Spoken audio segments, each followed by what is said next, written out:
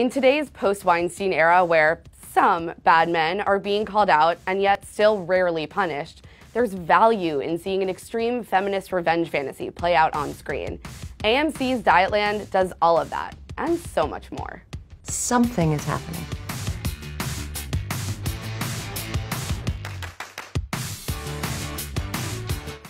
Around here, you start looking like somebody's grandmother, you're out. As women, we're so often told to contain our anger, to keep it small, to make it palatable.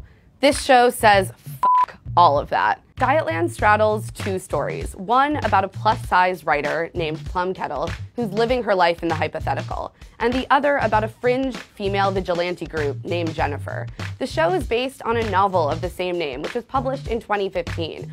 Filming on the show began just before the first Harvey Weinstein allegations were made public, so Marty Noxon ended up creating this feminist show against a backdrop of a national dialogue about sexual harassment and assault. And let's be real, women know that sexual harassment and assault happen. Most of us have experienced these things in our daily lives. The only difference is now people are actually listening. I spoke to the stars and the creator of the show, and they agree. People have said to me, like, what were you, how did you know? Like, and I'm like, I'm alive and I've been paying attention. It kind of feels like it's about time. Yeah. When people are like, it's a fresh take, I'm like, no, this is the world I live in. Like, people just aren't paying attention. I think there's power in the idea that we see you. We're on, we get it. In Dietland, we see the repercussions of this moment play out in the most extreme way. I mean, men's bodies are literally being thrown off of bridges and into the city streets.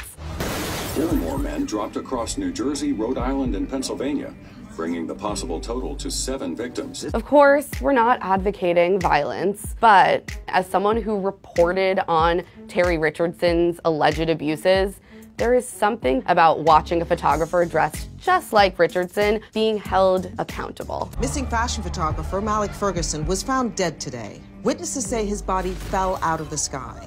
In real life, we're living in this odd in-between moment, kind of like Plum is, where we're talking about sexual assault and harassment, but we haven't quite zeroed in on where we go from here, since apparently stop treating women this way is just too difficult. I say, enough.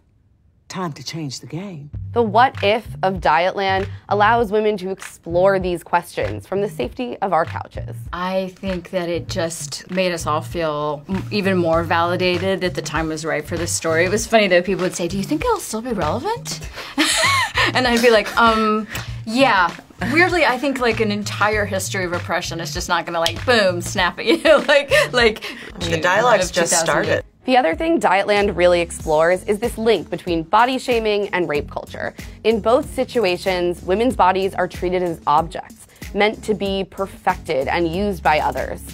Marty Noxon wanted to make this link explicitly clear. When I read the book, there was this moment when I'm like, why don't we fight back more? Like, I've spent so much of my life feeling unsafe. And even buying into like, if I could only look a certain way, I would be more safe, which doesn't make any sense.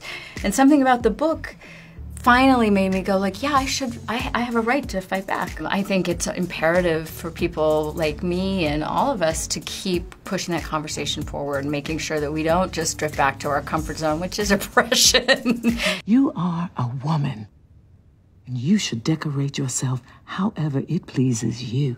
The utility of a show like Dietland is that it keeps these conversations going.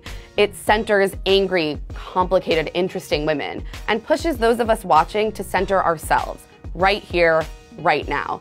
Because so many of us are also angry and interesting and complicated.